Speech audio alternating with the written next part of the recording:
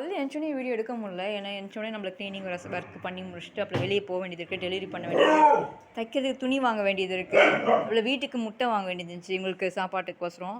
அதனால இங்கே பாருங்கள் டோரா பாப்பா, இவங்களுக்கு என்னென்னலாம் நான் வேலை பார்க்க வேண்டியதாக இருக்குது தெரியுமா. முட்டை வாங்கிட்டு வந்துட்டேன். எப்படி நான் வச்சுருக்கேன்னா சாப்பாடு ஆறிதான் இருக்குது. இப்படி வச்சுருக்கேன் பாருங்கள்.